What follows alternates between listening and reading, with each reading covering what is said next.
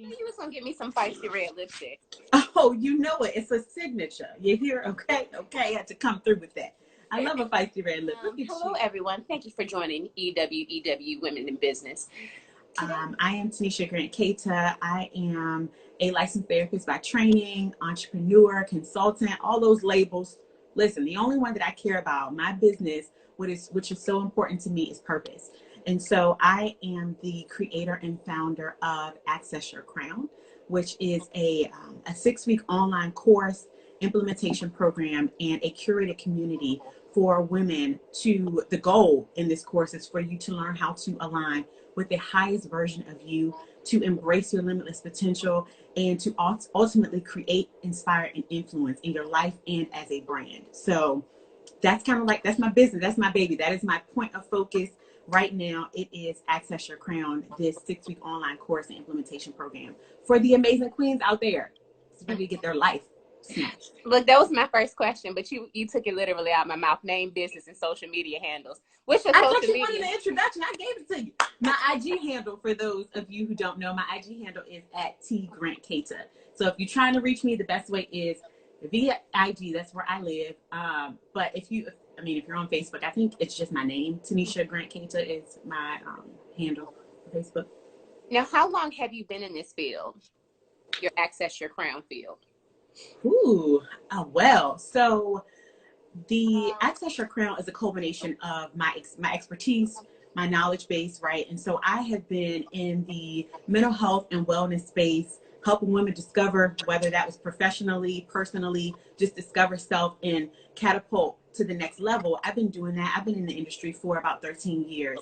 And I've been consulting from the digital marketing and branding perspective for probably about 7 or 8 of those years, maybe. I've always been super creative. And so that's why purpose is so important. You know, I believe purpose is to create. And so that has just aligned with me organically since I could remember, to be honest. Yeah. But specifically Access Your Crown, I launched my first online course in January of 2019. That's when Access Your Crown went live in Liddy. I had my first cohort of clients and it was amazing. The aspect, what I have found, there's so many women, there's so many, coaches and consultants and people who are teaching something. And a lot of it is around securing the bag, right? And coaches. Don't forget coaches too. They out here. They got their labels, right? But it's about securing the bag. And that's the trend right now. Like, secure your bag, whatever. Listen, for all the queens that are on here, your bag was secure before the foundation of the world, before you stepped into this existence. So for me with Access Your Crown, it has nothing to do, you gonna secure a bag because as you walk in alignment, you become a magnet for it, right? So what I always say is secure yourself so you can secure any bag that you want, because what's in your heart is going to corrupt or contribute to whatever you put your hands to. And that's where I found was the biggest gap as I started out in this journey of entrepreneurship and consulting and, creating this online program. It was like, there are a lot of people who have their eye on this external bag when you got to secure you first. And when you have that alignment, oh my gosh, there's so many doors just open up for you, like opportunities, and you just begin to create space to exist and expand in a world that constantly is compelling us to shrink. So, girl, go ahead with your question. I can't take money because she's saying Shaba and giving us the fact. I'm not doing that because Shaba I'm gonna have to be in these comments. Listen, every time it's Shaba the energy. Bring the energy, y'all, because it's a vibe. So I'm in the comments. I'm in the comments with you, Shaba. Yes. So what brought you to this field, and how did you know this is what I always want to do, or did you tell me about that aha moment for you?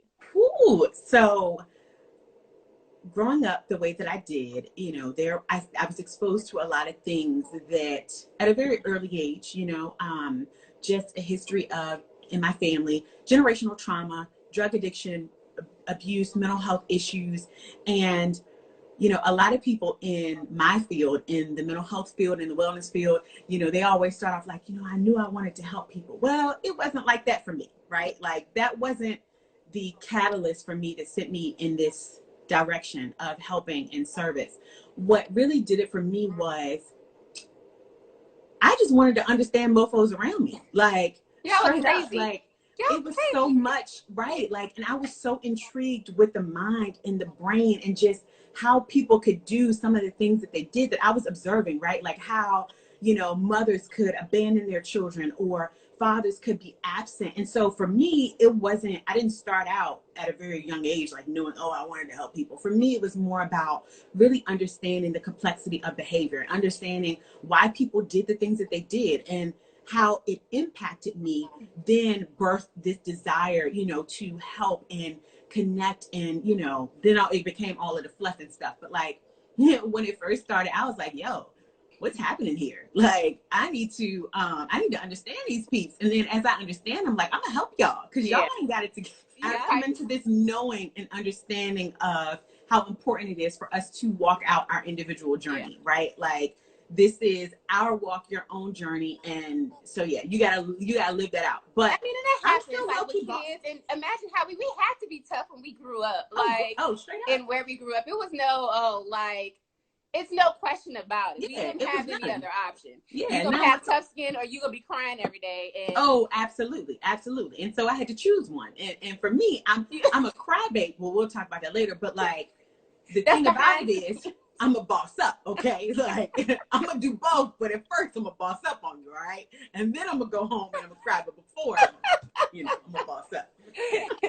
If you're not working, what would be a typical day for you? Hobbies, guilty pleasures. Let's do pre-quarantine and quarantine. Oh, okay. So pre-quarantine. Damn it. You know, what's interesting is pre-quarantine and quarantine look very similar for me. I'm saying the biggest difference, I think, is a hobby. Like, I enjoy traveling. You know, my husband is from France, and so being able to go and visit his family and that type of thing, and, you know, spending time with my husband, like, that is my number one hobby. Like, I enjoy. He's a goofball and an a-hole at the same time. Mm-hmm. Hopefully he on here. He may be in these comments. Yeah. But so I enjoy. He could be in the background like this. Right. Listen, I asked him one of the questions. I'm gonna give you some of the answers that he said. But so yeah, I mean, and like, you know, I enjoy spending time with him. I love like the whole TikTok, you know what I'm saying? What's happening with that? I'm into it because, you know, like, I'm just trying to prove to self that your girl still got just a little bit still left in the gas tank, okay? And so late nights you can catch me trying to do 8 counts, all right? Just trying to get it. Like, but I mean, I still ain't got my woe together, but you can just catch me doing a couple of dances. I enjoy dancing still, and like vibing with my friends and my family. Like, that gives me so much life. And yeah, so. Now, what's a pet peeve of yours? So, I asked my husband's ill. So I asked my husband, I was like, honey, you know, I'm going to be doing this interview with Chelsea. Super excited about it, you know, and what do you think is one of my pet peeves?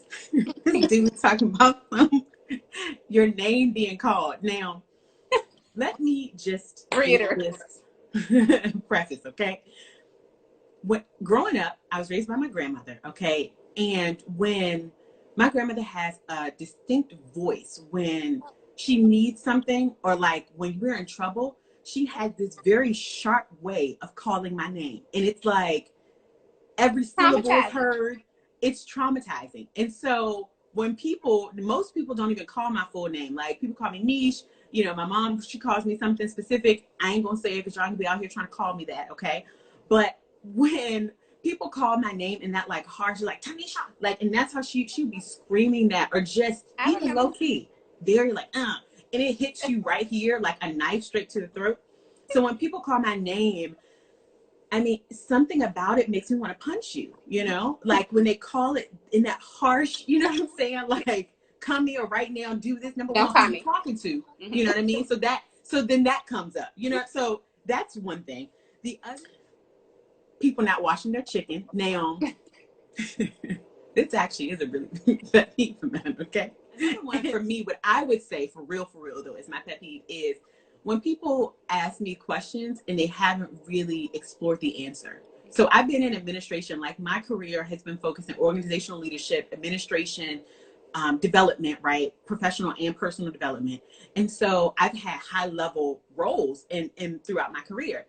And the most irritating thing is when somebody would knock on my door, I maybe sent an email or had a directive, right? Oh, Matt, read your paper. That's what I'm saying. I'm so thorough. Like, if there's a task at hand, you're gonna have instructions, A, B, C, D, E, down to Z, 1, 2, 3, right? You need to read your paper, okay? So when you come and you ask me, hey, I'm gonna say, hey, Sue, how you doing? You know what I mean? And then here you come and say, I was wondering about so and so and so, when you need to see point 3, right? That means you only read the first one. So read your paper, you know? So a lot of times in my comments and things, you know, you may give, for us in the industry, like we may give a call to action, right? Like drop a hashtag or drop a emoji, you know what I'm saying? And like somebody may slide in your DMs, well, or schedule a call. They may slide in your DMs and be like, oh, schedule a call? Read your paper, okay? Just fun. We love y'all though. But yeah, so, you know, just read your paper and, you know, follow the instructions. It'll take you far, I promise you. It will take you so far in life, y'all, so far. So, on the days that Tanesha wakes up and your vibrations are real low, like who puts your cape back on? Like the days you don't mentally have it? Well, you know, this may low-key sound, low-key or high-key, but I don't care. Self-absorbed, but just an honest answer from what I believe, right? I believe that we are in the biggest journey that we could ever be in. It's you against you, right? Like every single day, every now moment, every obstacle, they are all opportunities for you to shift into a higher level of consciousness and to expand into a version of you that you may never even met before. And so when I have moments where I'm low vibe or whatever, for me, that is just an indication without judgment.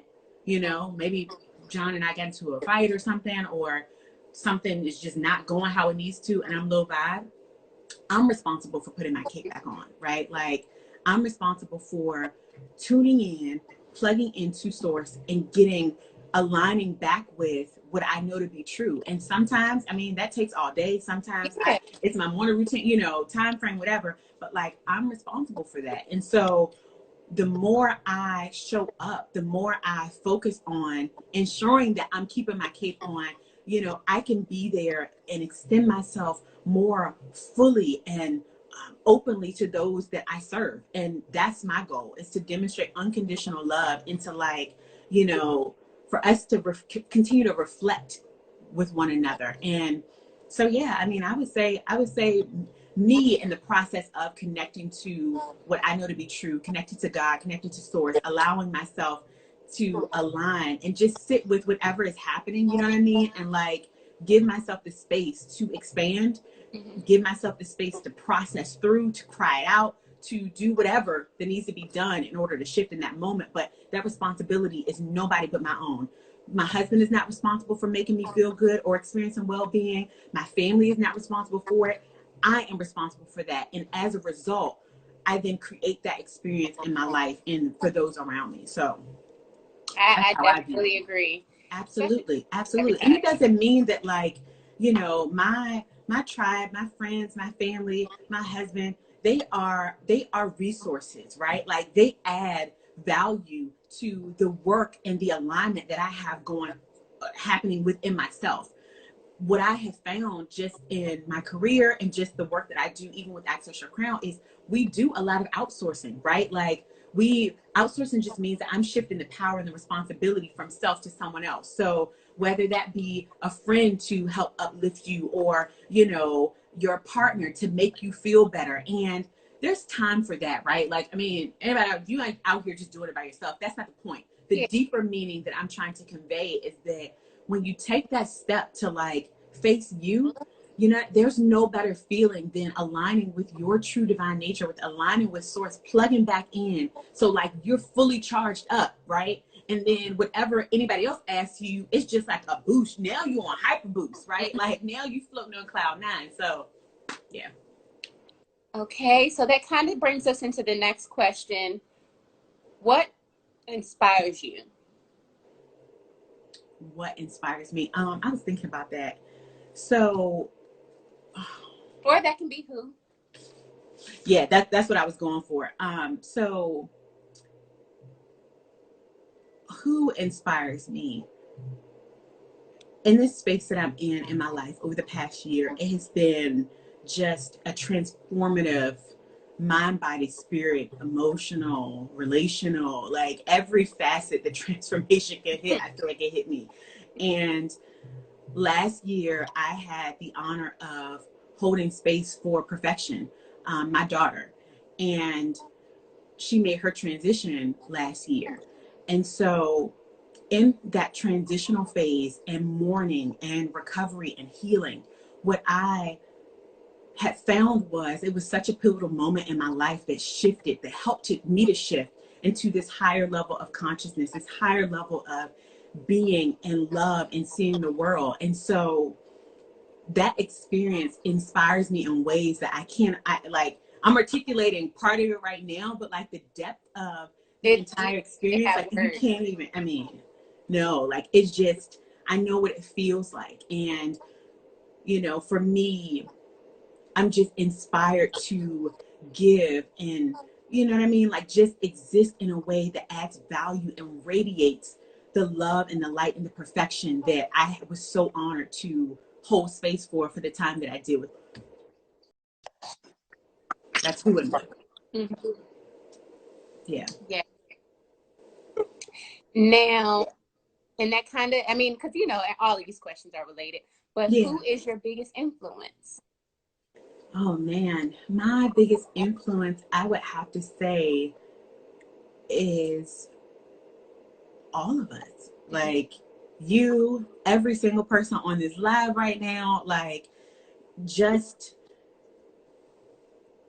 the desire to see people expand in a way and grow and embrace their limitless potential. Like that is inspiration for me as people are influenced, right? Like it's inspirational for me, and it's what influences me as I'm watching individuals do it, right? Like as people show up and like push through in things that you thought you could never do, or like challenge yourself and meet parts of yourself that you, oh my gosh, like you are meeting for the first time and you're like, hey, never knew you, but what's up? I never knew you, but what's up, boo, right? Like straight up. And so, I mean, all of, like, I feel like right now we are in such, as a society, you know, there's such a expanded level of consciousness is happening, and especially in the women of color group, right? And we have been marginalized and put to the side for so long, and now light bulbs are coming on. Like women are like, wait a minute, we're here. Like we here. I need more. I deserve more. You finna give us this credit. We going after more, and like when I see us, oh my God, I'm like, yo. Yeah, it's lit. It's lit. It's lit. I love us for real. I do. I love us for real. Yeah. Now, what is your, that goes into the next one, of course. What is your why? Oh man. These questions dig deep. I mean, they do. They do. And I love it. I love it. I could talk. I'm trying to, you know, I keep the time, but you know, we good. When I think about my why, I know that, you know, my mission here, the reason why I exist is to create, right? That's what I believe purpose is. We are here to create. For all of y'all who out here wondering what is my purpose? I don't know. What is my purpose? You are here to create, all right? You are here to create and leave this world empty, completely depleted of every gift, talent, and unique ability that you have, and to be a deliberate creator of the world that you want to experience. And so when I think about my why, it's all connected to this aspect of us really stepping into the highest version of ourselves and embracing our limitless potential because we're worthy of that. Not worthy because of what we do, not worthy because of what the title is, or worthy because somebody deemed you worthy because he said you was worthy or she said you were worthy. Hello. Like the worthiness that flows innately because you woke up, right? And every moment that you wake up is a new opportunity, a new now moment, right? In the present for you to embrace this field of limitless potential and possibilities that we have. And so for me, why I do it is because I want to experience exactly what I was designed to experience, right? A life of abundance. Everything, every desire can be met. And to walk in that abundance, it has become my natural state. Like it's not based on a condition. Now I have some conditions, right? I know what I want my bank account to look like. I know what I want, my home to look like. I know what I want, the legacy that I want to leave for my children. Those are all conditions. So I know the things that I want. You got to know what you want because to know what you don't want. So I know those things, but on a deeper level, just the abundance of insight and intuition and awareness, right? The infinite intelligence that we have access to when we're connected to source. Those are the things that I want to flow in consistently in an abundant measure. You know what I mean? Good energy, like all of that. And as we position ourselves to do that, like, man, I keep saying we step into just access for anything that we desire. But like, that's the why. It's true. It's true. It's so true. Like we are worthy, and we're worthy. That's the thing. We're worthy of every single desire that we want, any condition that we desire. You are worthy of it, right? And it's just when you just align with your worthiness internally, just from you waking up, like you'll start to walk different. You move different. You speak on purpose. You act on purpose. And you're gonna talk to me different too. Oh, absolutely, like that. It impacts you knowing your worth. Automatically impacts relations, right? Automatically impacts relationships because you aren't extending yourself for acceptance. You aren't extending yourself for validation, right? And so you know what your worth. So whether or not somebody else confirms it or denies it for you is neither here nor there, okay? You are neither here nor there. Probably nor there, because I don't have nothing to say to you. I don't have nothing to talk about. If you don't know who I am and how to treat me, you better learn quick or you're not going to be treating nothing. Absolutely. Man. So what music is in rotation for you right now? What is a shame is that, I can't be in my car because I'm a radio girl. I have just come to embrace that. Like I have Sirius XM in my car and, I just enjoy it. I enjoy the tunes of whatever somebody else is playing. So for me though, like when I will pull up, because I like dancing around the house, I like doing silly things, but like I have found myself, I was listening to Whitney Houston. I want to dance with somebody. Yeah. You know what I mean? Like Mariah Carey, the old school one. I have pulled up Total. So like I was in this whole, I don't know, I guess an old school vibe or whatever. Yeah. But it's nothing specific that I listen to. I mean, so whatever I feel at the moment. If I feel like twerking, I'll bust out some of that. If I feel like going hard in the paint, I don't really know who goes hard in the paint. Where are you going?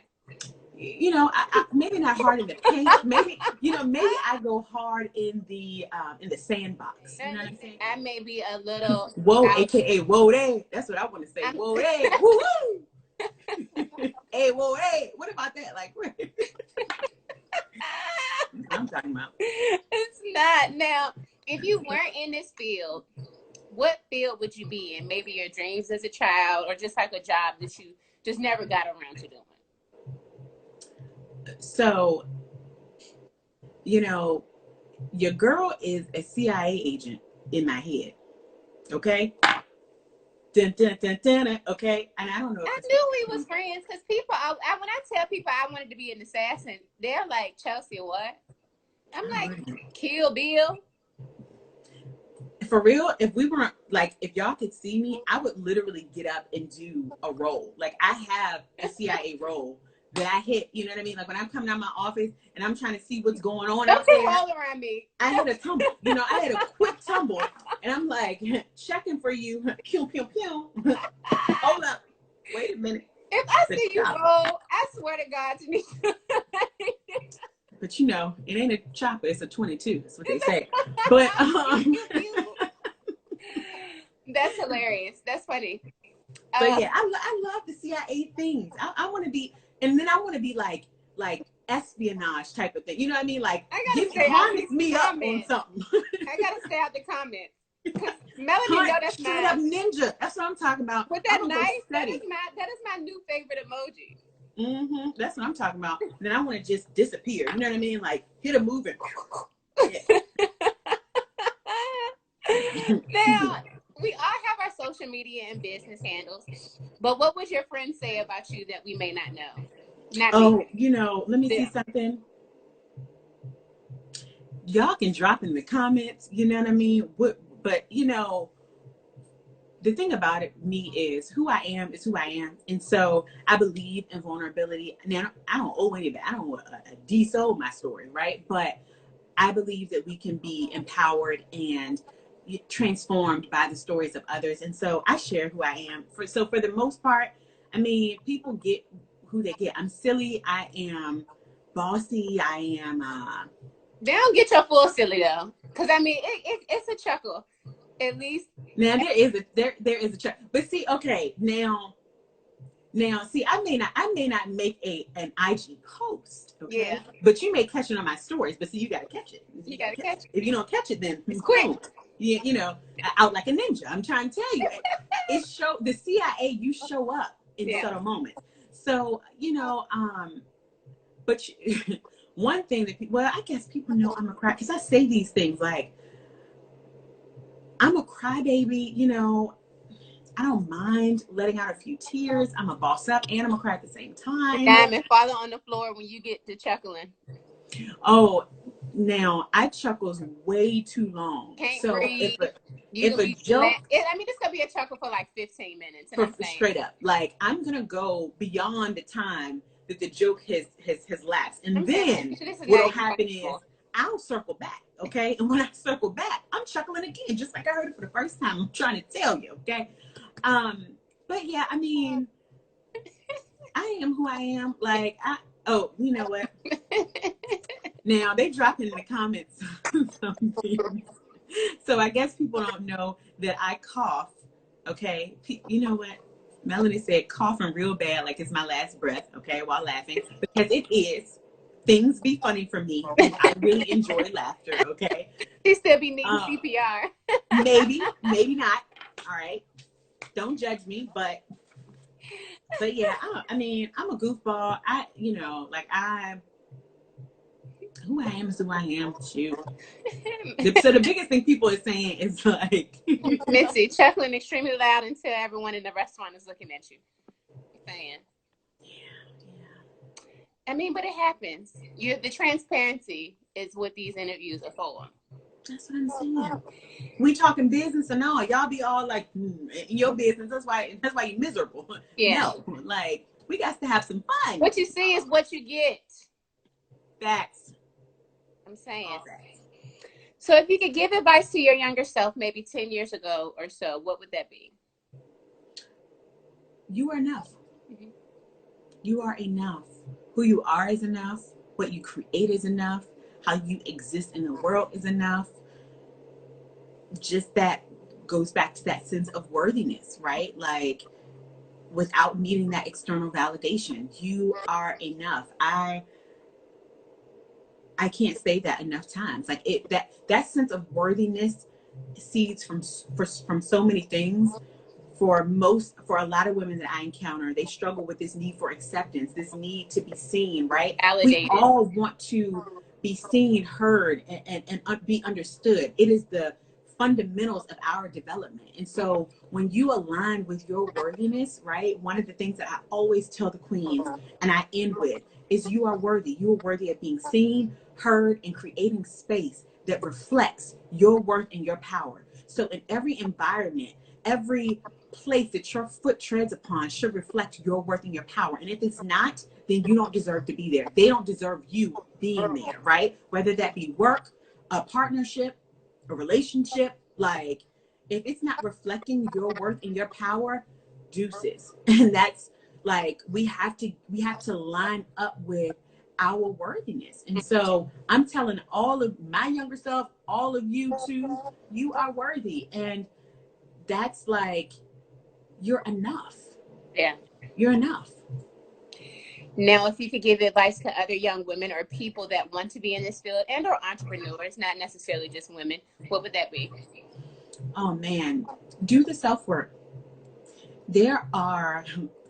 I've consulted specifically with organizations and businesses, nonprofits, startups, right? And every single last problem that we have worked through is tied to self.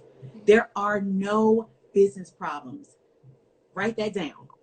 There are no business problems. There are you problems that impact your business.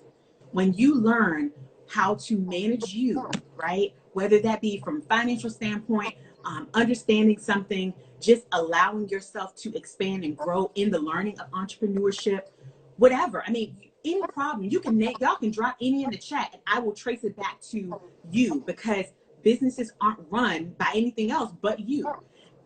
And there's so many people who have this mentality or this idea, it's like, I can't work for anybody else. I want to be an entrepreneur, and all of that is glorified. And that's entrepreneurship is, yay. But it's not all it's cracked up to be, especially if you're not. Like, you got to manage some things internally, because the thing about it is, when people say, I can't work for somebody else, I can't, I can't do this anymore, right? You say that you can't work for this vision, this business, or whatever.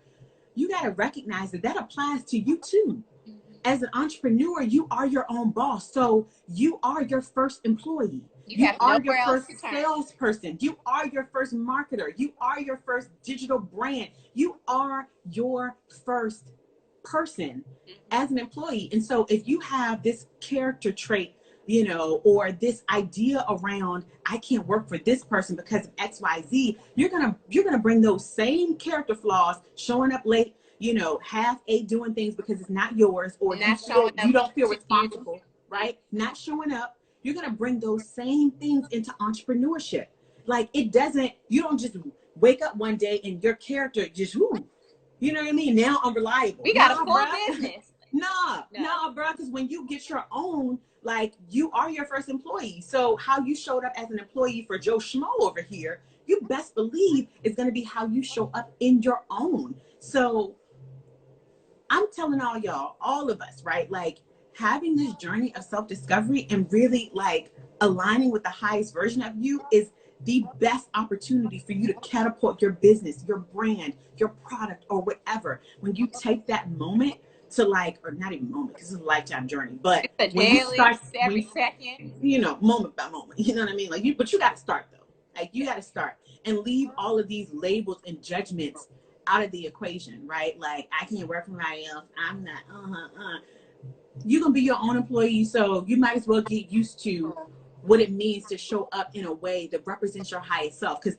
that's when you have that alignment, you walk different. Like, you walk different. You don't just, you have integrity, right? Like, integrity becomes it's embedded in you. Right. Like, that's how you think and you respond and you show up. And so that's my little gems to the entrepreneurs out here.